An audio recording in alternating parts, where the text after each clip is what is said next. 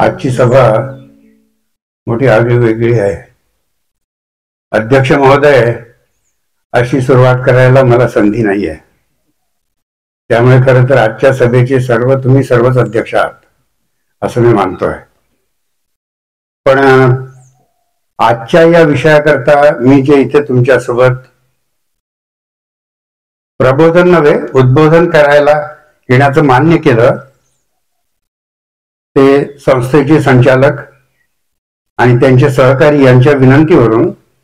त्याबद्दल त्यांचे मी आभार मानणार नाही आहे, कारण माझ्या मनावर कोणताही भार नाही आहे. पण त्यांचं अभिनंदन मला जरूर करायचं आहे.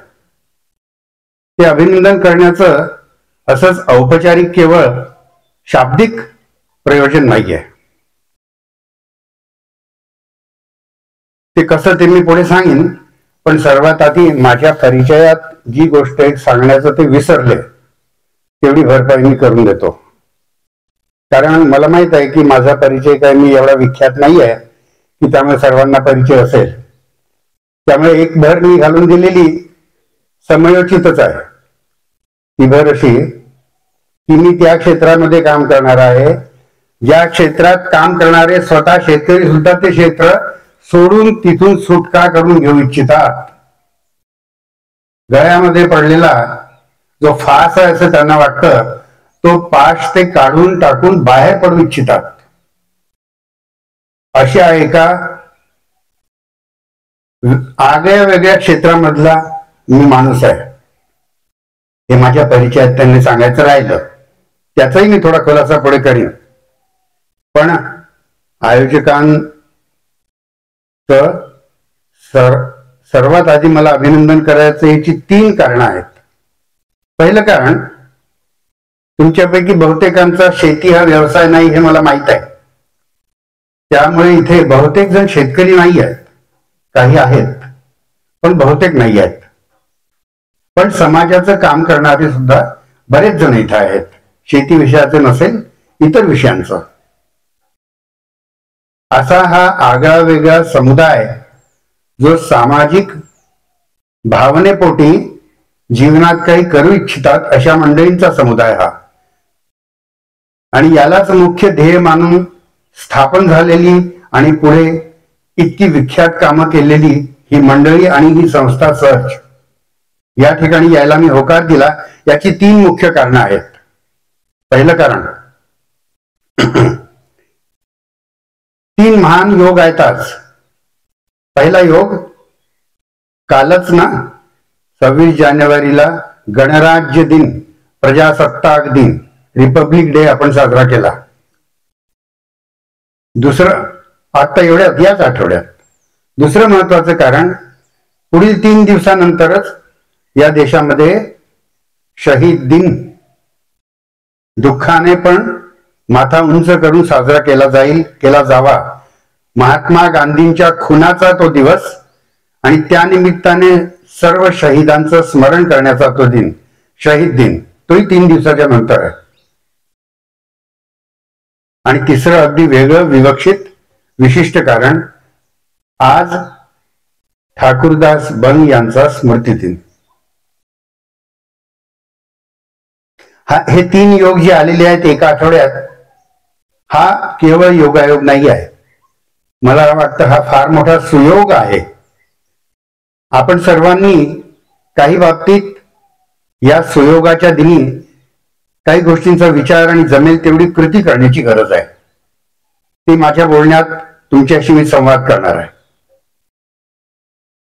पहिला हा जो गणराज्य दिनाचा सुयोग आहे, काल जो झाला, या आठवड्यातल्या 3 सुयोगांपैकी एक. गण म्हणजे काय? गण म्हणजे लोक. प्रजासत्ताक म्हणजे राजाची प्रजा नव्हे, देशाची प्रजा जी सार्वभौम आहे ती प्रजा. त्या गणांचा हा देश, त्याचा गणराज्य दिन, स्थापना दिन. स्वातंत्र्य मिळालं पण त्यामुळे ते गणराज्य होईल याची काही शाश्वती नाही. ते राजाचं राज्य असू शकलं असतं, स्वतंत्र राजाचं, पण ते गणराज्य बनलं. त्या गणांचा हा दिन, लोकांचा हा दिन. या देशामध्ये लोकांचा मुख्य व्यवसाय मुख्य धंदा, त्यांच्या उदरनिर्वाहाचं मुख्य साधन आणि त्यांचे जीवन मरणाचा मुख्य प्रश्न कोणता आहे, हा विचार करण्याचा प्रश्न. दुसरी गोष्ट, इथे याला जोडून गांधीजींचा शहीद दिनानिमित्त जो मुद्दा आहे की या देशामध्ये स्वराज्य येऊन दिल्ली मुंबईला थांबलं, कदाचित फार तर गडचिरोली शहरामध्ये जिल्हा परिषदच्या निमित्ताने येऊन थांबलं, पण ते गणराज्य आणि ते स्वराज्य, ते स्वातंत्र्य गावोगावी प्रत्येक घरामध्ये, घरातल्या प्रत्येक स्त्री पुरुष बालकांपर्यंत, वृद्धांपर्यंत, अपंगांपर्यंत, सर्वांपर्यंत स्वराज्य स्वातंत्र्य त्यांना बळकट करून कसं पोहोचेल, दुसऱ्याच्या भेकेवर नव्हे, कृतज्ञतेने केवळ नव्हे, त्यांच्या बळकटीकरणाने कसं पोहोचेल ते आठवण करण्याचा शहीद दिनानिमित्त हा महत्वाचा एक मुद्दा. आणि तिसरा मुद्दा, ठाकूरदास बंग यांच्या स्मृतीनिमित्त माझा परिचय जो देण्यात आला त्या परिचयामध्ये थोडा उल्लेख झाला की आपलं ठाकूरदास बंग यांनी ग्रामीण अर्थशास्त्र, देशाचं अर्थशास्त्र समजून घेण्याचं काम आणि त्यासाठी उपाय हे ते जीवनभर त्यांनी केलं. तुमच्या ऐकण्यामध्ये माझे बंधू अभय यांच्या तोंडून शक्य आहे की ही कहाणी आलेली असेल, पण पुनरुक्ती झाली तरी ती पुन्हा एकदा उजळणी करून घेऊ. उच्च शिक्षण त्यांचं झाल्यानंतर ठाकूरदास बंग जवळच्याच महात्मा गांधींच्या सेवाग्रामच्या कुटीसमोर गेले. त्यांना भेटायला गेले की आता यानंतर मी अमेरिकेला चाललो आहे, अर्थशास्त्राचं यापुढचं उच्च शिक्षण घेण्याकरता आणि परत येऊन देशाची सेवा करण्याकरता. तर ते गांधींना जेव्हा भेटलेत, गांधींनी विचारलं, त्यांनी सांगितलं या कामाकरता चाललो. गांधी म्हणाले त्याकरता अमेरिकेला जायची गरज नाही, त्याकरता तो भारतातल्या खेड्यांकडे जा. आणि कुटीच्या बाहेर येऊन सेवाग्राममध्ये त्याच क्षणी ठाकूरदास बंग यांनी तो पासपोर्ट फाडून फेकून दिला. तर हे जे ग्रामीण अर्थशास्त्र आहे त्या विषयावर मी तुमच्याशी संवाद करावा असं या ग्रामीण अर्थशास्त्राचं काय गाभा आहे किंवा काय महत्वाचे मुद्दे आज आपल्याला विचारात घेण्याची गरज आहे. त्यांनी पासपोर्ट फाडला, पण त्यानंतर या ग्रामीण अर्थशास्त्राला समजून त्याचा आणखी पुढे शोध घेऊन आणि त्यातून ग्रामीण क्षेत्राला आर्थिक दृष्ट्या आणि सर्व दृष्टींनी सर्वतोपरी बळकट करण्याच्या कामाला त्यांनी आपलं जीवन दिलं. त्या ग्रामीण अर्थशास्त्राला आपण आज त्यांच्या स्मृतींनी थोडं आणखी समजून घेऊया. एक छोटीशी गोष्ट सांगतो. उन्हाळ्याचे दिवस आहेत, मे महिना, अतिशय तापलेलं ऊन, दुपारची वेळ आहे. ठाकूरदास बंग यांच्यासोबत आम्ही पण जेवायला बसलेलो आहोत आणि लगेच ते दाराकडे खिडकीकडे पाहून म्हणतात, बघा अशोक अभय, ढग यायला सुरुवात झाली. आणि आम्हाला जेव्हा त्याचा हरिख नाही व्हायचा तितका जास्त ठाकूरदास बंग यांना हरिख व्हायचा. या माणसाजवळ शेती नव्हती स्वतःची, जी होती जमीन ती त्यांनी भूदानामध्ये दान दिली आणि शेतावर राबणाऱ्या भूमिहीनाच्या नावाने शेताची मालकी करून दिली. त्यानंतर स्वतः भूमिहीन झाले. पण शेतीबद्दल इतकं जास्त अतोनात उत्कट प्रेम, जवळीक आणि त्याबद्दल कन्सर्न त्यांना होता, शेती आणि शेतकरी. कारण सारं ग्रामीण भारत आणि भारताचं संपूर्ण अर्थशास्त्र, अर्थचक्र हे शेतीभोवती फिरतं. त्यावेळी तर फारच जास्त ते अवलंबून होतं. आता त्यामध्ये थोडी कमतरता झाली, पण आजही ती स्थिती आहे. तर हे जे ग्रामीण भारताचं अर्थशास्त्र आहे, शेतीचं अर्थशास्त्र आहे. हा जो त्यांचा भावनिक जवळीक होती ही केवळ कार्यक्रमापुरती नव्हती. ढग आले मे महिन्यात आणि सुरुवात झाली, आता पुढे पाऊस येईल, त्यानंतर बळीराजा शेतात बियाणं, बळीराजा आणि राणी शेतामध्ये बियाणं लावतील, त्यातून पीक उभं राहील, त्यातून त्याला स्वतः शेतकरी कुटुंबाला आणि साऱ्या देशाला खायला मिळेल. त्याचा इतिहास आठवा. त्यावेळी देशामध्ये दुष्काळामुळे लाखोंनी लोक बळी गेलेले होते, तडफडून गेलेले होते. आणि त्यानंतर त्याच भारतामध्ये त्यांच्याही काळी आणि आजही काळी अनेक लोक पुरेसं अन्न न मिळाल्यामुळे किंवा पुरेसं संतुलित अन्न न मिळाल्यामुळे कुपोषित आणि रोगी आहेत. असं हे घडतं. त्याच्याशी त्यांचा किती जवळून संबंध होता, आत्मिक संबंध होता. ढग आल्यामुळे ज्या माणसाला मनामध्ये आनंद व्हायला लागतो, कारण पुढची सर्व शेती आणि त्याचं अर्थशास्त्र त्यांना दिसत असतं. ते ठाकूरदास बंग. त्यानंतर त्यांनी तो पासपोर्ट फाडला. मग त्यानंतर ते शेती करण्यामध्ये लागले. मला माहित आहे अजूनही, म्हणजे मी लहान होतो त्यावेळी, ढेकळं फोडण्याकरता त्यांनी या अर्थशास्त्राच्या प्राध्यापकांनी आणि त्याच्या पत्नी सुमन बंग यांनी शेतीमध्ये उन्हाळ्यामध्ये ढेकळं फुटावीत, त्यानंतर पेरणी व्हावी, मग त्यानंतर पीक यावं, याकरता काय काय हालापेष्टा नाही भोगल्या. त्याकरता आधी ते शेती शिकले, कारण मूळ शेतकरी कुटुंबाचे नव्हते, बनिया कुटुंबाचे. वडील कुटुंब अतिशय दरिद्री, अतिशय अल्पशिक्षित अशा कुटुंबामधून येऊन त्यानंतर नागपूर युनिव्हर्सिटीमध्ये त्यावेळेचा रेकॉर्ड ब्रेक करणारे आणि 5 सुवर्ण पदकं मिळवणारे ठाकूरदास बंग आणि या सुमन बंग ते कसे जवळ आले ती वेगळी कथा आहे. त्यांचं लग्न कसं जुळलं आणि मग त्यांनी कसं म्हटलं ठाकूरदास बंग यांच्या प्रश्नाला की मी जर या चळवळीमध्ये मेलो, मुलगी पाहायला आले आणि गोष्ट करतायत मी मेलो तर, असं हे अचाट व्यक्तिमत्व होतं.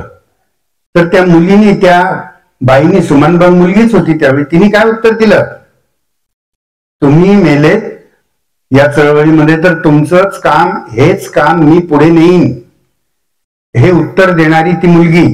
त्यांचं लग्न झालं आणि या दोघांनी नंतर या पासपोर्ट फाडलेल्या ठाकूरदास बंग यांच्याशी मिळून यांनी शेतीमधले प्रयोग सुरू केलेत. शेतकऱ्याला बळकटी कशी मिळेल, केवळ समृद्धी नव्हे, दुसऱ्याच्या खैरातीवर अवलंबून राहावं लागेल असं नव्हे, बाजाराच्या पाशामधून सुद्धा किती सुटका होऊ शकेल असं बळकटीचं जीवन कसं मिळेल याचे प्रयोग केलेत. त्याचा मी एवढ्या वयाचा होतो तेव्हापासून, अभय एवढ्या वयाचा होता तेव्हापासून आम्ही साक्षीदार आहोत. आणि सकाळी नाश्त्याला संध्याकाळची, रात्रीच्या जेवणाची कोरडी भाकरी, तिचा तुकडा आणि मिळालं कधी तर तेल आणि मीठ, हे सकाळी नाश्त्यामध्ये आम्ही खाऊन आमचं बालपण गेलेलं आहे. कारण शेतकऱ्याला स्वावलंबी बनवता येईल अशी बळकटी देण्याची शेतीचे प्रयोग त्यांनी त्यावेळी ते करत होते. असं हे शेतीचं त्यांचं असलेलं नातं आजच्या स्मृतिदिनी त्याचं अर्थशास्त्र, ते अर्थचक्र थोडं उलगडून आपण बघण्याची गरज आहे. थोडं 1-2 मिनिटं आणखी सांगून देतो. त्यानंतर त्यांनी काय केलं, मग शेती केली. शेती करता करता देशात एक चळवळ अशी निघाली विनोबांच्या नेतृत्वाखाली, गांधींच्या नंतर, की जमिनीमध्ये उत्पादन वाढेल तर आपण करू, पण आधी या देशातले 1/4 शेतीवर राबणारे शेतमजूर हे भूमिहीन आहेत. त्यांचं सर्व जीवन शेतावर राबतात, पण त्यांना जमीन त्यांच्या मालकीची नाही. तर भूदानाची जी चळवळ निघाली, प्रेमाने आणि दानभावनेने भूमिहीनांना जमीन द्यायची, आपल्या जमिनीमधून काही वाटा द्यायचा, या चळवळीमध्ये ते लागले आणि त्यांना त्यावेळी शेती सोडणं भाग पडलं. त्या चळवळीत ते लागले. त्यानंतर इथे जो शिलालेख लिहिलेला आहे त्यांच्या जीवनातल्या महत्वपूर्ण टप्प्यांचा, त्यामध्ये तुम्ही बघितलं पुढे की त्यांनी स्वतः आणि त्यांच्या पत्नीने दोघांनी मिळून आपल्या सहकार्यांसह ग्रामीण क्षेत्राच्या एकूणच बळकटी करण्याकरता आपलं जीवन सर्वस्वी लावलं. केवळ विचारात नव्हे, काम करून ते केलं. आणि त्यानंतर एका अत्यंत आदिवासी भागामध्ये, नंदुरबार जिल्ह्यामध्ये, जिथे मला असं आठवतं की कदाचित 50 किलोमीटर पायी नुसते डोंगर तुडवत जावं लागत असे सातपुड्याचे, त्या धडगाव त्या गावाचं नाव, तिथे ते राहिलेत. आणि त्यांच्या लक्षात आलं की या ठिकाणी तर कुटुंब आणि मुलं शिकू शकणार नाहीत, त्यांची हेळसांड होईल, त्यांच्याकडे लक्ष देता येणार नाही, कामाची हेळसांड होईल. घर सोडून तिथे ते राहिले आणि कुटुंब एकीकडे वर्ध्याला एका खेड्याच्या जवळ आणि ते तिकडे, अशी अनेक कामं त्यांनी केलीत. कशासाठी? पुन्हा ग्रामीण क्षेत्राचा बळकटीकरण व्हायला पाहिजे. पण त्यानंतर आणखी अशी अनेक कामं त्यांनी केलीत. सर्व यादी मी सांगणार नाही, पण एवढंच सांगायचं आहे की या आठवड्यामध्ये असे हे त्रिविध दुवे हा सुसंयोग त्रिविध बाबतीत अतिशय महत्वाचा आहे. त्यामुळे मी त्यांचा फक्त बायोलॉजिकल सन नाही आहे, म्हणजे मी त्यांचा मुलगा हा जैविक योगायोगामुळे झालेला असला तरी पण मी त्यांच्या सोबत या सर्व कामामध्ये विचारांमध्ये साक्षीदार आणि जेवढी प्रेरणा मिळाली तेवढी प्रेरणा घेतलेला असा आपल्या पायावर चालणारा, आपल्या डोक्याने विचार करणारा, असं पालकांनी मला संपूर्ण वातावरण आणि स्वातंत्र्य दिलेला मी व्यक्ती आहे. असं हे जे सर्व जीवन झालं माझं, मी जे त्यांचंही बघितलं, यामध्ये मला असं वाटतं की आपण सर्व शेती करत नसलो तरी आपल्याला जाण आहे व्हायला हवी की दरवेळी आपण जेव्हा ताटावर बसतो आणि प्रत्येक घास आपल्या तोंडात जातो त्यावेळी तो कोण्या शेतकऱ्याकडूनच आलेला आहे. शेतकरी बाई, शेतकरी माणूस, कदाचित त्याची म्हातारी काम करणारी सुद्धा आणि कदाचित त्याची शाळेत न जाणारी किंवा जाऊ शकलेली मुलगी ती सुद्धा शेतात आणि शेताच्या भोवती राबते. म्हणून आपल्याला सकाळी नाश्ता, दुपारी जेवण, रात्री जेवण किमान 3 वेळा हे सर्व आपल्याला मिळतं. मग आपण आरोग्याचं काम करणारे असोत की हार्मोनियम आणि भजन कीर्तन करून प्रबोधन करणारे असोत की आपण कॉलेज शिकणारे असोत की आपण डॉक्टर असोत की नर्स असोत की आपण कोणतेही व्यावसायिक असोत, वर्षाचे 365 दिवस, दिवसातले दररोज 3 वेळा आपण या अन्नदात्यामुळे मिळणारं अन्न खाऊन जगणार आहोत. असं आपलं शेतीशी घट्ट नातं आहे प्रत्येकाचं. केवळ ग्रामीण अर्थचक्राचं आणि अर्थशास्त्राचं नव्हे, त्याचं तर आहेच, पण असं आपलं सरळ कॉन्क्रीट नातं आहे दररोजचं. म्हणून हे शेती क्षेत्र आपल्याला समजून घ्यायला पाहिजे.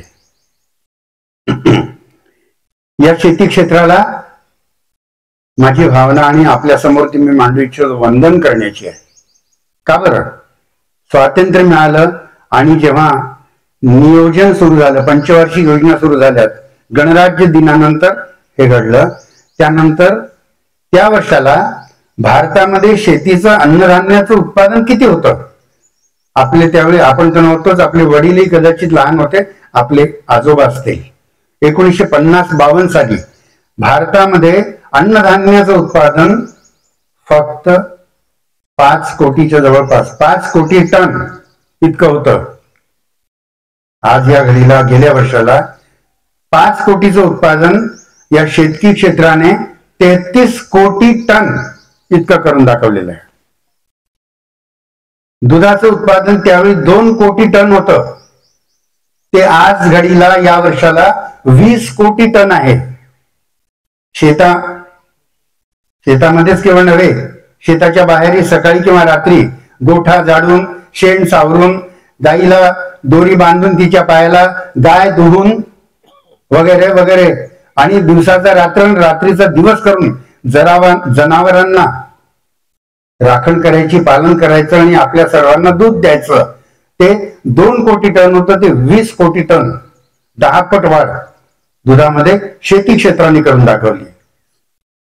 भाजीपाल्याचं उत्पादन जवळपास 3 कोटी टन होतं, ते 35 कोटी टन गेल्या वर्षाला झालेलं आहे. भाजीपाल्याचं उत्पादन, भाजीपाला आणि फळ यांचं उत्पादन, हा चमत्कार शेती क्षेत्राने घडवून आणला. शेती क्षेत्रामध्ये असलेले सर्व काम करणारे शेतकरी, शेतमजूर, बाया, माणसं, म्हातारी, कोतारी, लहान मुलं मुली आणि त्यांना मदत करणारे, मग शेतीचे वैज्ञानिक, धोरणकर्ते, त्यामध्ये योजना राबवणारे, त्यासाठी लेखन करणारे, व्याख्यान करणारे वगैरे अभ्यासक, या सर्वांच्या सम्मिलित प्रयत्नामुळे पण शेतकऱ्यांच्या पराक्रमामुळे हे उत्पादन या पातळीला येऊन पोहोचलं. म्हणून यांना वंदन करायला पाहिजे. वंदन केवळ नव्हे, या शेती क्षेत्राचं अभिनंदन सुद्धा करायला हवं. ते कशासाठी? आज सकाळी सूर्याचं किरण जेव्हा 7 वाजताच्या सुमाराला या सर्च आणि गडचिरोली परिसरात पडला आणि त्या क्षणी शेतामध्ये शेतकऱ्यांनी शेती क्षेत्रामध्ये जे पेरलं होतं आणि पेरलं आहे, ज्या ज्या जागी ते हिरवं आहे, ती हिरवळ पिकांची त्या पानावर पहिला किरण पडला आणि तिथे शेतकऱ्याच्या कामामुळे आणि मदतीमुळे चमत्कार घडला. पाण्याच्या कणाचं फोटोलिसिस झालं आणि त्या फोटोलिसिस मधून शेतकऱ्याच्या या लॅबोरेटरीमध्ये, प्रयोगशाळेमध्ये पाण्याच्या कणाचं पृथक्करण झालं सूर्य ऊर्जेच्या मदतीने आणि त्यातून हायड्रोजन आणि ऑक्सिजन वेगळे झालेत. आणि मग त्यानंतर हवेतल्या कर्बमाम्ल वायूची म्हणजे कार्बन डायऑक्साईडची तिथे फोडणी दिली गेली आणि ती फोडणी दिल्यानंतर हायड्रोजन, कार्बन, ऑक्सिजन मिळून जगामध्ये वापरण्यासारखा पहिला ऊर्जा स्रोत म्हणजे खाण्यासारखं निर्माण झालं, ग्लुकोज. आणि त्या ग्लुकोज पासून नंतर शेकडो नव्हे, सहस्रावधी नव्हे, लक्षावधी वेगवेगळे पदार्थ या वनस्पती जगताने तयार केले. त्यामध्ये सुगंधी द्रव्य, त्यामध्ये गोड, त्यामध्ये गुळसाखर, फुलं, धान्य, डाळी, तेलबिया, मसाले, चारे, काय काय नाही ते तयार झालं. हे या वनस्पती जगताने शेतकी क्षेत्रामध्ये केलं. म्हणून त्यांचं अभिनंदन करायला हवं. पण एवढंच नव्हे, त्यांना अभिवादन सुद्धा करण्याची गरज आहे. जर आठवण करा, कोरोना काळामध्ये आत्ताच झाला ना कोरोना, त्या काळामध्ये या देशाच्या एकूणच आर्थिक परिस्थितीला रुपयांमध्ये मोजली तर 23 असा आर्थिक वृद्धी दर झाला होता, कोलमडला होता, पायतळी कोसळला होता. कोरोना काळामध्ये आर्थिक वृद्धी दर 23. त्यावेळी याच शेती क्षेत्राने कोलमडलेल्या या मुलाला कडेवर उचलून या अर्थचक्राला सांभाळून ठेवलं होतं आणि +3चा आर्थिक दर शेती क्षेत्राने देशाच्या अर्थचक्राला दिला. म्हणून आपण उद्ध्वस्त होण्यापासून वाचलो. त्यानंतर मग चाकाला पुन्हा सावरलं गेलं आणि पुन्हा गती मिळाली. ते सुद्धा हे शेती क्षेत्रच होतं. असं हे वंदनीय, अभिनंदनीय, अभिवादनीय असे कृषी क्षेत्र ग्रामीण क्षेत्राचा आणि एकूणच देशाचा हा पाया आहे अर्थचक्राचा. असा या शेतकी क्षेत्राचं ज्याचं बळकटीकरण व्हावं असं आपण कृषी प्रधान देशामध्ये म्हणतो. सरकारही म्हणते, लोकही म्हणतात, शेतकरी बाय म्हटलं तर राब राब राबून आपलं घाम आणि रक्त सांडतात. काळ्या ढेकळात डोळा हिरवं सपन पाहते, हिरवं सपन पाहते, काटा पायात रुतते, काटा पायात रुतते आणि लाल रगत सांडते. अशा या शेती क्षेत्राची आज काय स्थिती आहे, काय त्यांची धडधड आहे, या धडपडीमधून त्यांचं काय होत आहे हे आपण कधी त्यांचं स्पंदन समजून घेणार का? आपलं सहस्पंदन होणार का? फक्त 3 आकडे तुमच्या समोर नेमके मी सांगतो. अनेक गोष्टी सांगण्यासारख्या आहेत पण वेळेअभावी ते आवर्त घेऊन आणि फक्त 3च नमुन्यादाखल वानगी म्हणून. पहिलं, या देशाला जेव्हा आर्थिक स्वातंत्र्य, राजकीय स्वातंत्र्य मिळालं जवळपास 1950-52 साली, त्या पहिल्या पंचवार्षिक योजनेच्या वेळी देशामध्ये ज्यावेळी 50% वर लोक शेतीमध्ये राबत होते त्यावेळी तर 70% होते. म्हणजे अर्धे अधिक लोक शेतीवर राबत होते आणि आजही राबत आहेत. या सर्वांनी मिळून एकूण जे राष्ट्रीय उत्पादन केलं, ग्रॉस डोमेस्टिक प्रोडक्ट, GDP, यांनी जे आर्थिक उत्पादन केलं त्यामध्ये 50% लोक आज शेतीमध्ये राबतात. पण त्यांना राष्ट्रीय उत्पादनामधून त्यांच्या वाटा त्यांना मिळतो फक्त जवळपास 15%. आपल्याला कल्पना आहे काही? 50% पेक्षा जास्त लोक राबतात आणि आपण त्यांना वाटा देत आहोत देशाच्या अर्थचक्रामध्ये फक्त 15%. हा पहिला याचा निदर्शक इंडिकेटर. दुसरा, देशाचा आर्थिक विकास दर, ग्रोथ रेट. या देशाचा आर्थिक विकास रेट, ग्रोथ रेट किती राहत आलेला आहे? 5 ते 10च्या जवळपास राहतो. फार चांगला असला तर कधी कधी 10च्या वर गेलेला आहे, पण सामान्यपणे 5 ते 10. आता काहीतरी तो 6च्या जवळपास आहे. आर्थिक विकास दर गेल्या वर्षापेक्षा या वर्षाला आर्थिक बाबतीत जर मोजलं, पैशामध्ये मोजलं, तर किती वाढ झाली.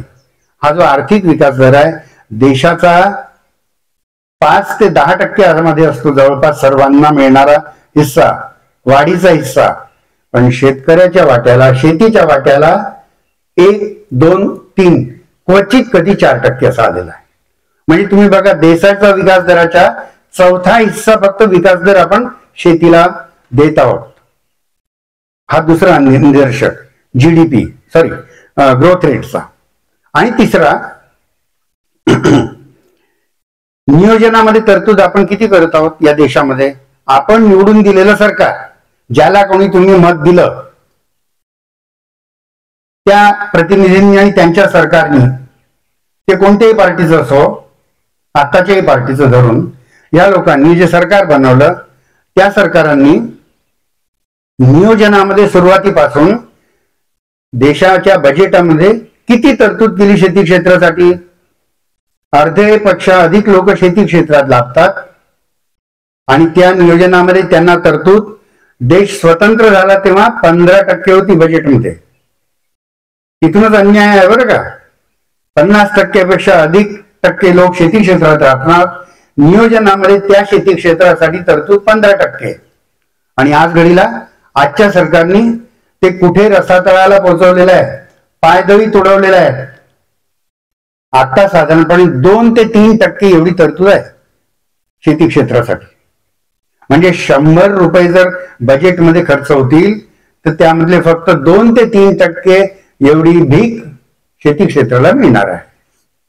मग ती पीएम सन्मान निधीच्या नावाने असेल, आणखी विम्याच्या नावाने असेल, खताची सबसिडी असेल, आणखी काही काही वेगवेगळे कार्यक्रम असतील.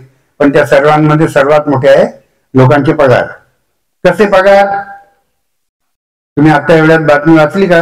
दिल्लीची निवडणूक आता जवळ आलेली आहे, त्यावेळी सरकारने जाहीर केलं 8वं पे कमिशन आता स्थापन केलं जात आहे. एखाद वर्षात त्याचे निकाल येतील. वर्ष 24ला 7व्या पे कमिशननी देशामधल्या सर्व सरकारी कर्मचाऱ्यांना, निवृत्त आणि काम करणाऱ्यांना, 1 कोटी लोकांना, यांना 7% एकूण पगारवाढ दिली. जानेवारीमध्ये दिली 4% की काहीतरी, आणि आता या हिवाळ्याच्या सुरुवातीला दिलेली आहे एकूण मिळून 7%. शेतकऱ्याच्या शेतमालाची भाववाढ जी केली असं सरकारने जाहीर केलेल्या आकड्यांमध्ये प्रत्यक्षात मिळते की नाही हा पुन्हा पुढचा भाग आहे, ते मृगजळच आहे. ती जी हमीभाव जाहीर केली ती हमीभाव किती आहे? 1 ते 5.25-6% जवळपास. तेही फक्त 7 पिकांना. म्हणजे पगार वाढ होणार, नियमित पगार वाढ होणार 7%, शिवाय बढती आहे, शिवाय बोनस आहेत, शिवाय अनेक फायदे आहेत. काय काय नाही आहेत, टोपल्यावर आहेत ते. पण शेतकऱ्याला भाव जाहीर करताना त्याचे भाव वाढून दिले 1 ते 6% आत, तेही फक्त 7 पिकांचे. असं हे शेती क्षेत्र जे वंदनीय आहे, जे अभिनंदनीय आहे, जे अभिवादनीय आहे, त्याची धडधड जर तुम्ही जवळून आपण सहस्पंदन करून बघितली तर ती ही अशी प्रचंड अनावस्थेची आहे, दुरावस्थेची आहे. असं का होतं? देशामध्ये तर सेन्सेक्स वर चाललेला आहे, आता खालीवर होतो पण एकूण तर वर चाललेला आहे. शेअर बाजार वर चाललेले आहेत. संपत्ती ज्यांची अमुक एवढी होती त्याच्या 10 पट वाढली, 100 पट वाढली. त्यांचे असेट्स म्हणजे त्यांच्या गुंतवणुकी इतक्या पटीने वाढल्या, व्याज इतके टक्के मिळत आहे त्यांना. असं सर्व देश अगदी घोडदौड करत आहे आर्थिक प्रगतीमध्ये. आणि शेतकऱ्याची शेती जर बघितली तर ही अधोगती आहे. आता तुमच्या समोर मी सांगितली ती. त्यामुळे हे दशा आणि दिशा जी आहे ना, तर ही दशा नाही, ही आहे अवदशा, ही आहे दुर्दशा. पाहायची नाही असं ठरवलं आणि हिरवे कर्टन जर लावायचे असतील तर फार छान आहे सांगायला, पण खरी दशा ही आहे. आणि त्यामुळे या शेती क्षेत्राची अशी अवदशा का होते?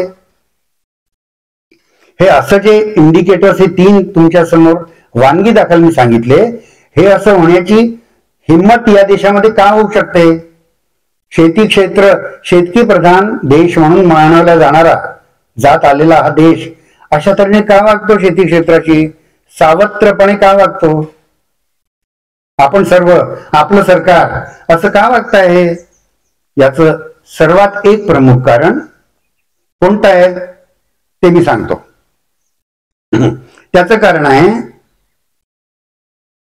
शेतीमध्ये श्रम करून जे उत्पादन केलं जातं त्या उत्पादनाचं जे मूल्य आपण आंकतो, हिंदीमध्ये म्हणतात ना, उसकी जो किंमत आंकी जाती है, त्याची जी किंमत आपण ठरवतो, म्हणजे आपलं सरकार ठरवतं, आपला बाजार ठरवतं, अशी सर्व धोरणं आखली जातात. ती धोरणं कशी आहेत?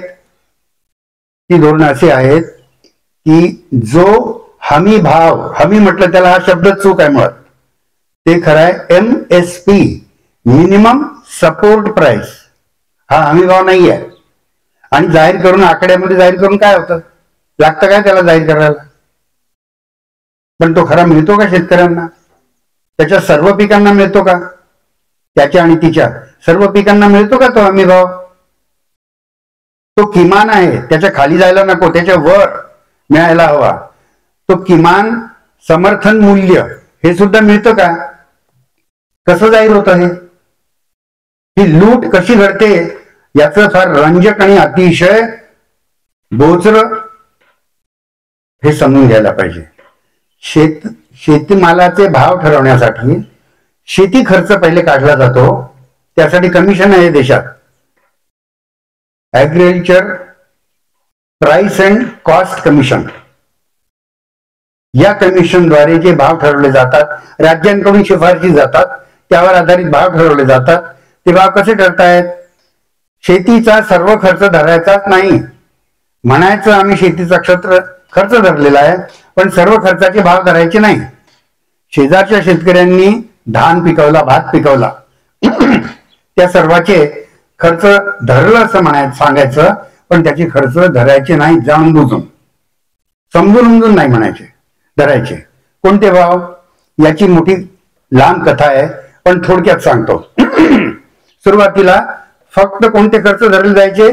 जे शेतकऱ्यांनी नगदी खिशातून नोटा काढून केले तेच खर्च, तेवढे खर्च धरायचे. त्याला म्हणतात ऍब्सोल्यूट कॉस्ट, A2.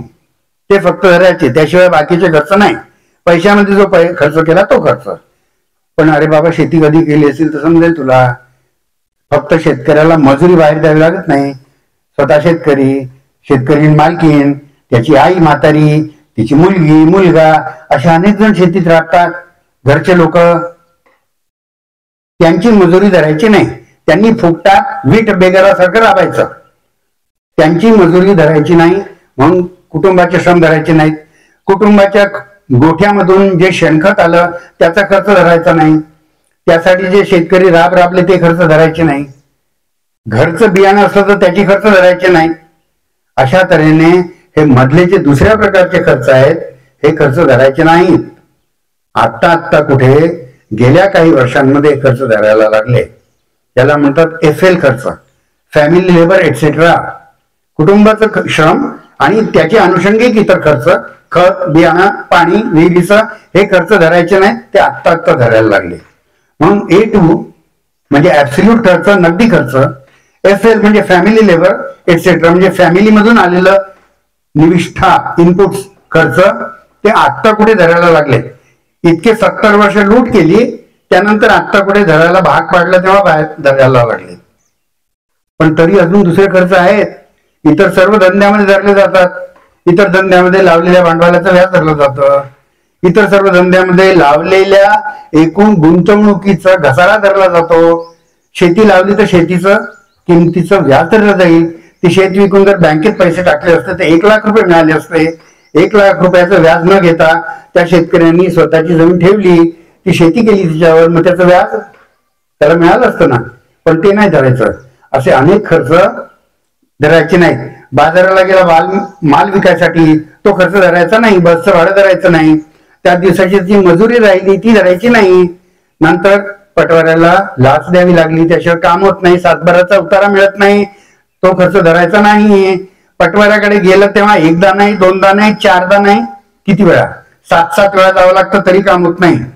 ते दिवस गेले, त्याची मजुरी धरायची नाही. शेतकऱ्याने आपले जनावर खत मिळण्याकरता जी ठेवली, त्यांच्याकरता गोठा जो बांधला, ते खर्च धरायचे नाही. शेतकऱ्याने घरात आलेला कापूस किंवा धान साठवून ठेवला घरात, स्वतः कसा तरी राहायला बिचारा कुठेतरी, ते सर्व कापसामधले किडे, धानामधले किडे नेऊन घरभर फिरतायत, त्यांना रोगराई होते आहे. साठवणुकीचं क्षेत्र, त्या जागेचं भाडं धरायचं नाही. हे तर फार थोडे झाले. असे 10 प्रकारचे खर्च आहेत. हे सर्व खर्च धरायचे नाही. याची यादी खूप मोठी आहे. हे सर्व खर्च धरू म्हटलं आणि त्याचा सर्व खर्च काढला, त्याला म्हणतात C2 कॉम्प्रिहेन्सिव्ह खर्च. त्यामध्ये नगदी खर्च, कुटुंबाने केलेले गुंतवणूक आणि इतर ही अप्रत्यक्ष दिसणारे खर्च, हे सर्व खर्च जर धरले तर ह्याची जी काही खर्चाचा आकडा येईल त्याला म्हणतात कॉम्प्रिहेन्सिव्ह कॉस्ट. ही C2 खर्च अजूनही सरकार धरत नाही. आणि हे जर धरलं तर किती येते मी सांगण्यापेक्षा कृषी विद्यापीठांनी दिलेले आकडे, त्यानंतर Tata institute of social science TISS या संस्थेने दिलेले आकडे, त्यानंतर सरकारच्या अनेक समित्यांनी दिलेले आकडे, अनेक सामाजिक संस्थांनी दिलेले आकडे, सर्वात शेवटचे आणि सर्वात ताण म्हणजे स्वामीनाथन कमिशनने दिलेले आकडे. हे सर्व आकडे जर धरले तरी सर्वांचा सूर सामुदायिक सूर असा आहे, सरकार जे भाव धरतं त्या भावाच्या तुलनेत एकूण लागणारा खर्च, उत्पादन खर्च हा सामान्यपणे 1.5 पट आहे. म्हणजे जर 4,000 रुपये क्विंटल जर सोयाबीन धरलं असेल किंवा धान धरलं असेल तर खरा उत्पादन खर्च त्याचा 6,000 आहे. आणि म्हणणं असं आहे की हे तर झाले खर्च, त्या शेतकऱ्याला काही शिल्लकही राहायला हवी ना, तर ती 50% व्हावी, हे स्वामीनाथन कमिशनने म्हटलं. म्हणून C2 cost plus 50% of the cost एवढा भाव त्याला मिळाला पाहिजे, तर तो किमान त्यामध्ये जगू शकेल शेतकरी, तो आणि ती. तर हे किती येतं? 1.5 पट. आणि या 1.5 पट भाव सरकार द्यायला तयार नाही, जाहीर करायला तयार नाही. जो भाव जाहीर करतो तो भाव मिळत नाही आणि एकूण त्याही पेक्षा खाली पडलेला भाव मिळतो सामान्यपणे, असं होतं. म्हणून शेती क्षेत्र उद्ध्वस्त झालेलं आहे. आणखी कोणत्या कारणामुळे नाही, व्यसनामुळे नाही. व्यसनामुळे इतर नुकसान होतं, काही पैसे जातात, ते बंद व्हायला पाहिजे. पण शेतकरी जो दुर्दशेल आहे, शेतकरी क्षेत्र दारू पितो, तंबाखू खातो म्हणून नाही आहे. ते तर सर्वच पितात, बँकेचे लोक पितात, शेतकरी पितो, पटवारी पितो, सर्व पितात. मग ते सारे दुर्दशेल आहेत का? तर तो शेतकरी, शेती क्षेत्र आणि ती दुर्दशेल आहे कारण त्यांना त्यांच्या उत्पादनाचा भाव मिळत नाही, मिळू दिला जात नाही, जाहीर केला जात नाही. आणि दुसरं, जाहीर केलेला भाव सुद्धा आयात निर्यातीच्या धोरणांमुळे त्याहीपेक्षा भाव खाली पडतात. आता काय होत आहे, शेतकऱ्याची तुरी बाजारात येणार, मागे तांदूळ बाजारात, धान बाजारात आला. जेव्हा शेतकऱ्याचा माल बाजारात येतो त्याच्या जवळपास मुख्यतः शेतीमालाची आयात होते. बंदरावर जहाज थांबून आहेत, तुरीची आयात, तुरीमध्ये बाजारामध्ये आता ओसंडून वाहणार आहे तुरी. जेव्हा शेतकऱ्याच्या तुरी निघतील त्यावेळी तुरीचा भाव आणखी खाली जाईल. हे आयात निर्यात धोरण. आणि जेव्हा शेतकरी म्हणतो की आता आंतरराष्ट्रीय बाजारामध्ये भाव चांगला आहे, मला तुरीची निर्यात करू द्या, 4 पैसे मला कमावू द्या, कारखानदारांना तो उत्तेजन देता निर्यात करायला, शेतकऱ्याला उत्तेजन नाही देत, किंवा त्याची मानगुटी धरता. कांदा निर्यात करायचा नाही, तुरी निर्यात करायची नाही, आणखी काही निर्यात करायचं नाही, भाव मिळायचा नाही. म्हणजे स्वतःही भाव मिळू द्यायचा नाही आणि शेतकऱ्याला भाव मिळू द्यायचा नाही. अशा तऱ्हेने आयात निर्यात धोरण करून शेतकऱ्याचे भाव नेहमी खाली पाडण्याचा प्रयत्न. क्वचित कधी वर गेले तर लगेच ताबडतोब हस्तक्षेप करून, आयात करून किंवा बंधनं घालून शेतकऱ्याच्या शेतमालाचे भाव पाडले जायचे. म्हणून शेती क्षेत्र उद्ध्वस्त होत आहे. हे प्रमुख कारण. व्यसनाधीनतेमुळे नाही, अज्ञानामुळे नाही, आळशी म्हणून नाही, लग्नात खर्च करतो शेतकरी म्हणून नव्हे, लग्नात कोण खर्च करत नाही, त्यांनी करू नाही वाटलं तर, पण त्यामुळे तो गरीब नाही आहे. मुळात त्याच्याकडे त्याच्या उत्पादनाचं उत्पन्न येत नाही. उत्पादन करतो 33 कोटी टन, पण त्याला त्याचं उत्पन्न मिळत नाही, म्हणजे कमाई मिळत नाही. म्हणून शेती क्षेत्र त्रस्त, ग्रस्त आणि उद्ध्वस्त झालेलं आहे. आणि म्हणून सर्वजण शेती क्षेत्र सोडू इच्छितात. या कृषीप्रधान देशाची अशी स्थिती आहे की या देशाचं जे मुख्य आर्थिक साधन आहे ते कृषी क्षेत्र सर्वजण सोडून जाऊ इच्छितात. या दुर्दशेपायी ही कारणं आहेत. आणि ही गावाची जी शेतकऱ्याची जी लूट होते आहे ही अगदी सुन्न करणारी आहे. दीडपट भाव मिळत नाहीत म्हणजे काय खास होतो, नसेल मिळत. आम्हाला एखाद्या वेळी कधी कधी पगार नाही मिळत पूर्ण, कुठे काही कटौती होते वगैरे वगैरे. तसं नाही आहे. दीडपट भाव मिळत नाही उत्पादन खर्चावर म्हणजे काय, याचा अर्थ असा, एका एकराला जर समजा 5 क्विंटल धान किंवा सोयाबीन किंवा तुरी किंवा कापूस पिकत असेल तर त्याचा भाव क्विंटलला 2000 रुपये शेतकरी उलट देशाला देतोय स्वस्तात माल देऊन. क्विंटलला म्हणजे 100 किलोला 2000 रुपये. 5 क्विंटल जर एकरी उत्पादन झालं, किमान सरसकट एवढं उत्पादन होऊ शकतं. जर 5 क्विंटल उत्पन्न केलं तर 10,000 रुपये. म्हणजे शेतकी क्षेत्र दर एकराला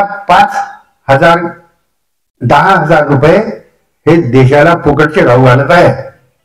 पदरचे देऊन म्हणजे किती झाले, 5 एकर जर शेती असेल तर 50,000 रुपये दर वर्षाला प्रत्येक कुटुंब सरासरी हे नुकसान सहन करून स्वतःच अंग मास ओरबाडून देऊन देशाला पोचत आहे. आणि एका कुटुंबाचे वर्षाला 50,000 रुपये कल्पना करून बघा. तर एका गावाचे किती झाले, 1000 जर एकर शेती असेल, अंदाजे असते सरासरी 1000 एकर असते, 1000 शेती असेल तर एका गावचे 5 कोटी रुपये, 1 कोटी रुपये, एका गावचे 1 कोटी रुपये दर वर्षाला नुसते शेतमालाच्या या धोरणामुळे लुटून नेले जात आहे. 50 कोटी तर जे कोट्यावधी रुपये लुटले जात आहे. याचा हिशोब केला कधी कोणी, मांडला सरकारने कधी दिला? असं 75 वर्षे लूट केलेली आहे. म्हणून शेती क्षेत्र उद्ध्वस्त आहे, हे त्याचं मुख्य कारण आहे. आणि म्हणून काय होतं की देश तर आर्थिक प्रगतीची एक शिखर गाठत चाललेला आहे असं नेहमी बोललं जातं. तर एका शेतकऱ्याकडे एक म्हैस होती, तर म्हशीला फक्त हिरवाच चारा खायला आवडे, दुसरं चारा ती काही खात नसे. आता हिरवा चारा वर्षभर कुठून आणणार, त्यामुळे मग हिवाळा झाला उन्हाळा झाला की कोरडं टाकायला लागायचं. शेतकरी हिरवं देऊ शकत नाही, म्हैस कोरडं काही खात नाही. मग तो शेतकरी होता शेतकरी, पण बँकेत काम करत होता, चलाक होता. त्या शेतकरीने काय केलं, एक मोठा चष्मा बनवला हिरव्या रंगाचा आणि म्हशीच्या डोळ्यावर लावला. आता म्हैस खायला जावं तर दिसतं हिरवं, पण प्रत्यक्ष गावात लागतं कोरडं. असं झालेलं आहे देशाच्या अर्थचक्राचं. शेती क्षेत्राने इतर सर्वांचं बघावं तर सर्वत्र हिरवळ आहे. इतर क्षेत्रांची 8वं पे कमिशन येणार आहे. आता सर्व भरभराट होते, सर्वांची मजली चढतायत, त्यांची डिपॉझिट वाढतायत, बचत त्यांची वाढते आहे, मालमत्ता वाढते आहे, अंगावर चांगले टवटवीत दिसतात. पण शेती की क्षेत्र मात्र ह्या तऱ्हेने खायला जावं तर कोरडं लागतं. त्याचं कारण हे आहे, हा हिरवा चष्मा, हे धोरण. शेतकऱ्याचं मरण हेच सरकारचं आणि समाजाचं धोरण आहे, त्यामुळे शेतकरी मरतोय. तर हा झाला, हा जो जुलूम होतोय समाजाकडून आणि शासनाकडून, सरकारकडून, त्याला मुख्य सरकार जबाबदार आहे. पण थोड्या प्रमाणात उपभोक्ताही जबाबदार आहे, ग्राहकही जबाबदार आहे. बाजारात गेला की 1 रुपयासाठी 5 रुपयासाठी घासाघीस करतो प्रत्येक जण. आपण बहुतेक जण करतात, दुकानात नाही करत घासाघीस, रेल्वे तिकीट घेताना नाही घासाघीस करत, पटवाऱ्याला 100 रुपयाची नोट देताना 500 रुपयाची नोट देताना घासाघीस करता येत नाही, काम करून घ्यायचं असतं. पण शेतमाल जो निघाला, भाजीपाला घेताना, धान्य विकत घेताना, हे सर्व करताना आपण घासाघीस करून उपभोक्ता ग्राहक म्हणून सुद्धा त्यामध्ये सामील आहोत. शेतमाल स्वस्तात स्वस्त मिळावा, पडेल किमतीला मिळावा, अशी आपली अपेक्षा असते. आणि त्यामुळे शेती क्षेत्र पायदळी तोडवलं जात आहे. आणि मग सरकार काय करतं? भाव तर द्यायचा नाही, मिळू द्यायचा नाही. बाजार काय करतं? व्यापारी काय करतात? भाव मिळू द्यायचा नाही, पण मग खैरात करायची. मग कधी सन्मान निधी, कधी आणखी काय लाडकी बहीण, कधी काय विमा, पीएम विमा, आणि तुम्हाला आणखी अनेक गोष्टी माहित असतील, मी यादी नाही, जवळपास 30 योजना आहे शेतकऱ्यांच्या नावाने. त्या अर्ध्या योजनांमध्ये पीएमचं नाव आहे, PM PM PM PM PM. आणि त्या योजनांच्या द्वारे आधीची सरकार आणि आताची सरकार मोकाटपणे शेतकऱ्यांना काय देतात? भिकेचे तुकडे फेकतात.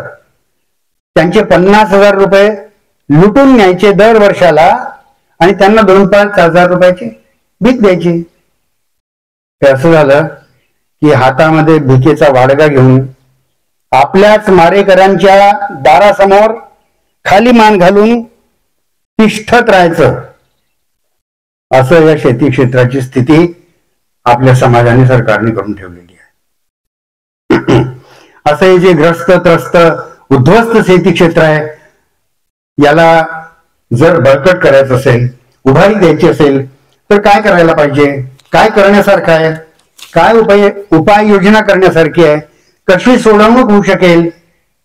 याचाही थोडा विचार तपशिलात करण्यापेक्षा थोड्या त्याच्या दिशा, दशा तर अशी आहे, अवदशा, दुर्दशा आहे, ती दिशा काय असावी याचा थोडा विचार करू आपण. सर्वात पहिलं, शेतकऱ्याच्या उत्पादनाला रास्त भाव मिळू शकेल हे बघितलं पाहिजे. कसं मिळेल, कोण देईल, हे पुढची सर्व गणित मांडावी समाजाने, सरकारने, अर्थतज्ञांनी, विद्यापीठांनी, समाजसेवकांनी, सर्वांनी करावं. पण शेतकऱ्याला त्याच्या उत्पादन खर्चाप्रमाणे रास्त भाव मिळाला पाहिजे. आणि रास्त म्हणजे C2 म्हणजे कॉम्प्रिहेन्सिव्ह कॉस्ट प्लस 50% जगण्याकरता एवढं त्याच्या उत्पादनाला भाव मिळाला पाहिजे. उत्पादन वाढलं पाहिजे, पण उत्पन्नही वाढलं पाहिजे, योग्य भाव मिळाला पाहिजे, अशी धोरणं बनायला हवी. ही धोरणं बाजारात आणि सरकार आयात निर्यातीमध्ये पालन पाळेल असं सरकारवर दबाव, प्रभाव पाहिजे. तो शेतकऱ्यांच्या चळवळीमधून आणि खरं तर ग्राहकांच्या चळवळीमधून यायला पाहिजे. कारण असं बघा, या ग्राहकालाच 365 दिवस ताटामध्ये सर्व खायचं आहे. आणि हे जर विषारी असलं, हे जर सडकं कुसकं असलं, यामध्ये जर पोषण कमी असलं, असं जर सर्व असेल तर सर्व ग्राहकांचं फार नुकसान होईल. आपलं जे डॉक्टरी बिल आहे ते सरकारने जरी सबसिडी दिली किंवा नाही दिली, सर्चने सबसिडी दिली किंवा नाही दिली, तर ते बिल वर वर वर एवढं जात जाईल की विषारी अन्न खाऊन खाऊन आपल्या समाजाच्या, शरीराचे अतिशय दुर्दशा होऊन जाईल. त्यामुळे ग्राहकांचं, उपभोक्त्यांचं सुद्धा हित यामध्ये आहे की शेतमालाला योग्य भाव मिळेल असं धोरण देशामध्ये चालायला हवं. आणि मी उपभोक्त्यांचा विशेष उल्लेख केला, कारण ज्याला जोडा घालायचा आहे त्याला तो चावतो, त्याला कळतं जोडा कसा चावतो ते. त्यामुळे उपभोक्त्यांना आणि ग्राहकांना माहीत हवं, जाण हवी की त्यांना जे खावं लागत आहे ते कुठून येतं, ते कसं जास्तीत जास्त चांगलं येईल आणि तसा ते शेती क्षेत्र टिकून राहील असं बळकट असलं पाहिजे. म्हणजे असं की फॅमिली डॉक्टर ठरवता ना आपण, तुम्ही सर्व शेती न करणारे फॅमिली डॉक्टर ठरवतात, तसं फॅमिली फार्मर ठरवता का? ठरवायला पाहिजे ना. कुठून येतं तुमच्या खाण्याचं सर्व, असा फॅमिली फार्मर सुद्धा ठरावा, इतके सुजाण आपले ग्राहक बनायला पाहिजेत. तर हे झालं फार महत्वाचं काम, नंबर 1चं काम. पण त्याच्या जोडीला ही कामं शेताच्या बांधाच्या बाहेर व्हायची आहेत, पण शेताच्या बांधाच्या आतमध्ये सुद्धा काही कामं शेतकऱ्यांनी करायची आहेत. ते करतील जर तशी त्यांना उत्तेजक प्रोत्साहन देणारी धोरणं असली तर, आणि शेतकरी तसे सुजाण असले तर, तसे ग्राहक सुजाण आणि शेतकऱ्यावर शेती करण्यावर प्रभाव टाकू शकणारे असले तर. काय बांधाच्या आतमध्ये काय करावं लागेल? बांधाच्या आतमध्ये जास्त जास्त आरोग्यदायी उत्पादन मिळेल अशी शेती करायला हवी.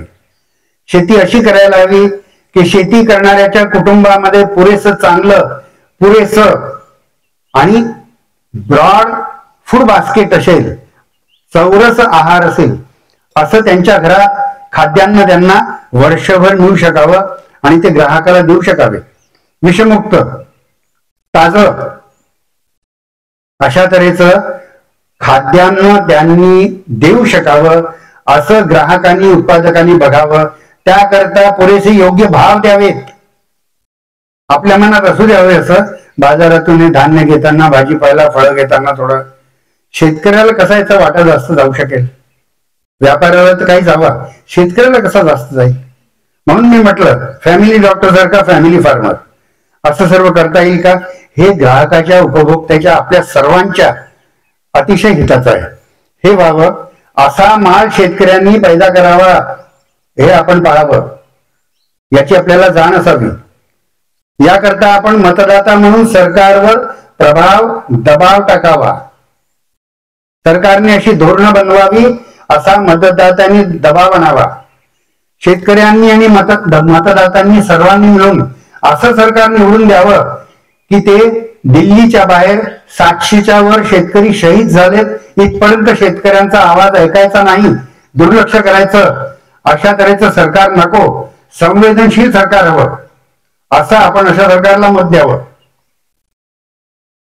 आपण असं नियोजन सरकारच्या द्वारे आणि बाजाराच्या द्वारे व्हावं असं बघावं की ज्यामध्ये 3 लाख नव्हे, 4 लाख नव्हे, आकडा खरोखर जो रिपोर्ट झालेला नाही तो आहे 7 लाख शेतकऱ्यांनी आत्महत्या केल्या. आणि जगामध्ये तर अनेक देश आहेत 7 लाख एवढी लोकसंख्या असलेले. आपल्या देशामध्ये 7 लाख शेतकरी आत्महत्या करतात गेल्या 25 वर्षांमध्ये, आणि तरी देशामध्ये आणीबाणी लागत नाही. 700 शेतकरी सैनिक जेव्हा ते उत्तरेमध्ये सीमेवर मेले होते तर त्यावेळी सारा देशाचं हृदय उषमळून आलं होतं. इथे 7 लाख शेतकऱ्यांनी आत्महत्या केली. देश तसाच चालू आहे, राजकारण तसंच चालू आहे. मत दिले जाते तशाच राज्यकर्त्यांना, राज्यकर्ते तसेच वागत आहेत. अगदी उपवास करून करून मरणाच्या टोकाला जेव्हा आले, आज मरतील कदाचित अशी स्थिती आली, त्या दिवशी मग काही प्रतिनिधींना पाठवून त्यांच्याशी बोलणं सुरू केलं. शेतकरी प्रतिनिधींशी 11 महिने. आता या वर्षाला नव्याने शेतकऱ्यांचा सत्याग्रह चालू होता दिल्लीच्या बॉर्डरवर बाहेर. तिकडे कुत्रं मेलं किंवा मांजर मेली तर इथून तार जाते, शोक संदेश जातो परदेशामध्ये या सरकारचा. आणि इथे एवढे शेकडोनी लाखोनी शेतकरी मरतायत तर काय आमच्या म्हणण्यामुळे मेले का? आम्ही यांना सांगितलं होतं का सत्याग्रह करायला? आम्ही यांना म्हटलं होतं का की इथे धरणं द्या? ते मेले आपल्या गतीने मेलेत. असं सरकार नको. आणि ज्यावेळी शेतकऱ्याला आणि उपभोक्त्याला आपलं मत, कधी कधी विरोधी मत नोंदवायचं असेल, कधी आंदोलन करायचं असेल, चळवळ करायची असेल, तर हे करण्याचं राजकीय स्वातंत्र्य, नागरिक स्वातंत्र्य ज्या देशामध्ये अबाधित राहू शकेल असं सरकार, असे राज्यकर्ते निवडून द्यावेत, असे पक्ष निवडून द्यावेत जे शेतकऱ्यांचं म्हणणं ऐकू शकतील, तशी धोरणं बनवतील. असे संवेदनशील सरकार असावी. ती कोणत्या पक्षाची हा प्रश्न गौण आहे. आजपर्यंत सर्व पक्षांनी शेतकरी विरोधी धोरणच कमी जास्त प्रमाणात चालवली. आजपर्यंतच्या सर्व सरकारांचं धोरण शेतकऱ्याचं मरण हे सरकारचं धोरण होतं. म्हणजे सर्वच असे होते, काही जास्त वाईट होते, काही कमी वाईट होते. आपण मतदात्यांनी असं सरकार निवडून द्यावं. हे सर्व बघून कोण बघणार? हे सर्व आपण बघायचं आहे. कारण आपल्या ताटात येणाऱ्यांना आपण खात असतो. आणि विशेषतः महिला आणि बालक यांना तर फारच जास्त याची गरज आहे बघण्याची. सर्चच्या सोबत काम करता तुम्ही अनेक वेळा ऐकलं असेल, या देशामध्ये 50% जास्त महिला या कुपोषित आहेत त्यांच्या हिमोग्लोबिनची पातळी अतिशय दुर्दशेला गेलेली आहे. 50% जास्त बालक 5 वर्षाखालची त्यांची नीट वाढच होत नाही, मेंदूची वाढ होत नाही आणि शरीराची वाढ होत नाही. ते सर्व कुपोषित आहेत. ज्या देशामध्ये 50% बालक आणि 50% बाया ह्या कुपोषित असतील त्या देशामध्ये सर्वात पहिला महत्वाचा मुद्दा कोणता असायला पाहिजे? शेती आणि आरोग्य. आरोग्य शेतीवर अवलंबून आहे, शेतीमुळे आरोग्य प्रभावित होतं, म्हणून हे सोबत चालले पाहिजे. असं आपल्याला काम करायला पाहिजे. आता आम्ही काही वर्षांपूर्वी आता नुकतंच हरियाणामध्ये एका संमेलनाला गेलो होतो शेतकऱ्यांच्या. त्या संमेलनामध्ये हरियाणाचे आणि पंजाबचे त्यावेळेचे मुख्यमंत्री, कृषी मंत्री एकाच्या द्वारे उद्घाटन, एकाच्या द्वारे प्रमुख उद्बोधन असं भाषण चालू होतं. शेकडो हजारो शेतकरी जमले होते देशभरचे. मी पण होतो, आमचे शेतकरी पण गेले होते.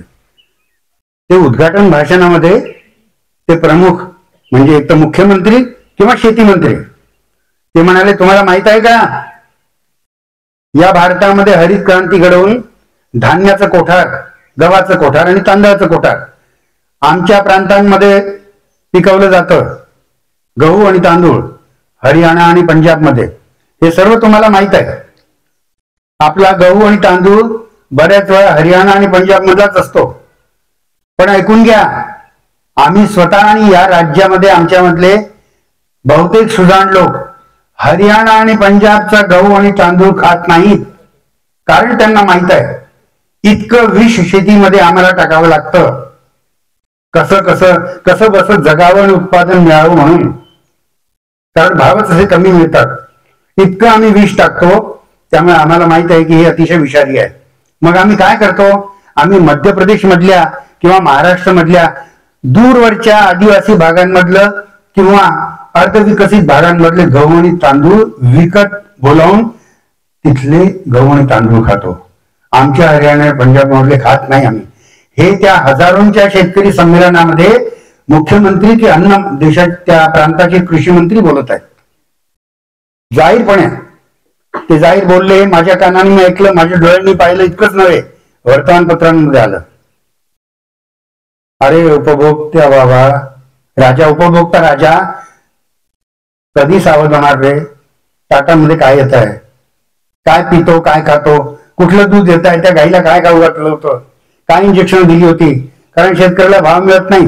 शेतकऱ्यांनी जर चांगल्या पद्धतीने शेती आणि गाय पाळू म्हटलं तर त्याला स्वतः मरावं लागेल किंवा स्वतःची शेती आणि गाय मरू द्यावी लागेल. होऊच शकत नाही, जगू शकत नाही. तर हे कोण पाहणार? हे आपण सर्व तुम्ही आम्ही पाहिलं पाहिजे. या देशाला आता वरून ऊन पडत आहे म्हणून आपण तंबू लावला.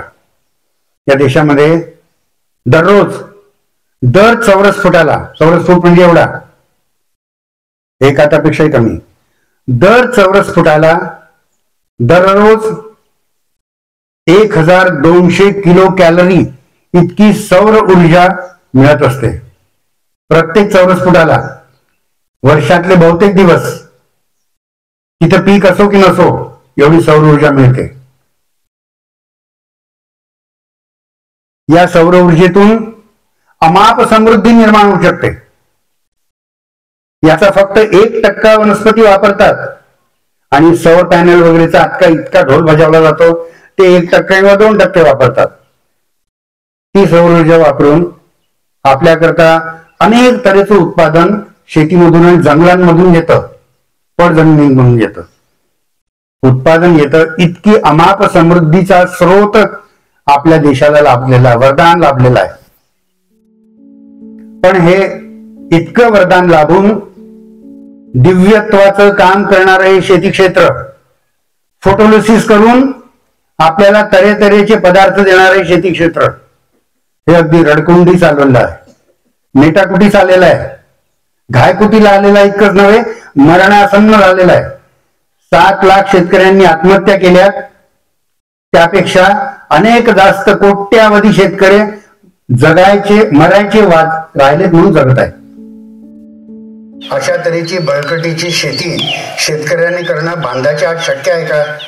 तर मी हे सांगू इच्छित होतो की या तऱ्हेची शेती करण्याकरता जी पोषक बनेल, जी बहुविध असेल, या तऱ्हेची शेतीचं काम माझा परिचय देताना सांगितलं गेलं चेतना विकास.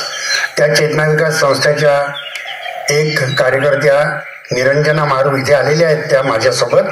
त्यांच्या नेतृत्वामध्ये गेली 15-20 वर्ष चेतना विकासच्या शेतांवर आणि शेकडो शेतकऱ्यांच्या शेतांवर, त्यामध्ये अनेक महिला आहेत, महिला शेतकरी आहेत, मालक आहेत, त्या सर्वांच्या शेतावर हे घडत आलेलं आहे. ते कसं काय? तर एक तर शेती ही संपूर्ण विषमुक्त करायची आणि अशी शेती शक्य आहे इतकंच नव्हे, ती समृद्धपणे समोर जाते. नंबर 2, ही शेती बहुविध करावी, म्हणजे 1, 2, 3, 4 पिकं न लावता त्या शेतीमध्ये किती पिकं लावतात त्या निरंजना? जवळपास 30 ते 45 पिकं एका शेतामध्ये असतात. तुमच्यापैकी काहींनी बघितलं आहे ते शेत, आणखी कदाचित काही बघतील. 30-45 पिकं एका शेतामध्ये. 2 आणि 3 पिकांची शेतीची पेरणी करताना 1.5 दिवस निघून जातो, पेरणीची वतर निघून जाते. 45 पिकं कशी लावणार? 1.5 दिवसाचंच होतात. त्याचं शास्त्र, त्याची कला, त्याचं गणित शेतकऱ्यांना सर्वांना करण्यासारखं आहे. त्याचं प्रात्यक्षिक आणि त्याचे प्रयोग ही 40-45 पिकं लावायची. त्याच्यातून आपल्या घरची सर्व प्रकारची आर्थिक तरतूद नव्हे, केवळ पैशांची नव्हे, संपूर्ण खाद्य तरतूद आणि स्वावलंबन शेतकऱ्याचं व्हावं. 1 हेक्टर केलं, 2.5 एकर केलं तर 80% होईल, 3.5 एकर केलं तर 100% होऊ शकेल. असं स्वावलंबी शेतकरी स्वतः होऊ शकेल. त्यामुळे बाजारावर अवलंबून राहणार नाही आणि भावावर केवळ अवलंबून राहणार नाही. आणि हा जो पीक समुदाय शेतामध्ये उभा राहतो, हा एका वाक्यात वर्णन करायचं अतिशय थोडक्यात, परस्पर पोषक मित्र पिकांचा सहचारी समुदाय, कन्सोर्शियम ऑफ कंपॅनियन क्रॉप्स. या तऱ्हेची शेती 15 वर्षापासून होते आहे. बाहेरच्या निविष्ठा कमीत कमी किंवा अजिबात न आणून असं बळकट शेतकरी कुटुंब, त्याचे बळकट गाय बैल आणि बळकट जमीन असं तयार करणारी शेती होते. आणि ही शक्य आहे, हे करून दाखवलेलं आहे. शेकडो शेतकऱ्यांकडे, बायांकडे करून दाखवलेलं आहे. मी हा उल्लेख जर केला नसता तर आजचं पुष्प अर्धवट राहिलं असतं. ज्यांना अशी इच्छा असेल समजून घ्यायचं, करायचं, ते तर याच्यापासून फायदा घेऊ शकतात. पण तुम्ही सर्व जे प्रत्यक्ष जरी करणार नाही, त्या सर्वांनी ध्यानी घ्यावं, जाण ठेवावी की हे करणं शक्य आहे.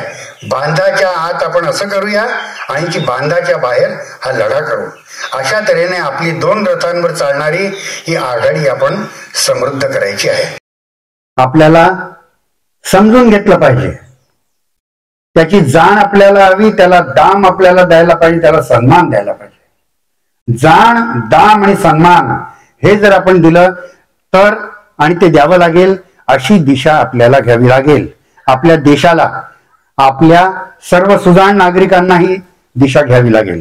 ते शेतकरी केवळ स्वतःहून हे काम करतील असं त्यांच्यावर ढकलून ओझं टाकायचं बरोबर नाही. दररोज ताटामध्ये जेवण करणाऱ्या प्रत्येकाचं हे कर्तव्य आहे. ही जाण, हे दाम आणि हा सन्मान शेतकऱ्याला, तिन्ही गोष्टी वेगळ्या आहेत हा, लक्ष द्या. या तिन्ही मिळाल्या पाहिजेत तर या देशाचं अर्थचक्र, या देशाचं अर्थशास्त्र हे जरा रुळावर लागेल. आणि हे या गणराज्य दिनी जर आपण जाणून घेतलं तर सार्थक होईल. या शहीद दिनाचं खरं स्मरण केलं प्रामाणिकपणे, असं घडेल आपण जर याप्रमाणे विचार करू शकलो. आणि ठाकूरदास बंग यांच्या स्मृतीला आपण खरोखर जर आळवलं, असं घडेल जर आपण या दिशेने कृती केली तर अशी जाण, असा विचार आणि अशी कृती आपल्या सर्वांच्या हातून घडण्यामध्ये फुल ना फुलाची पाकळी प्रत्येकाची लागली पाहिजे, असं आव्हान करून माझे 2 शब्द मी सांगतो.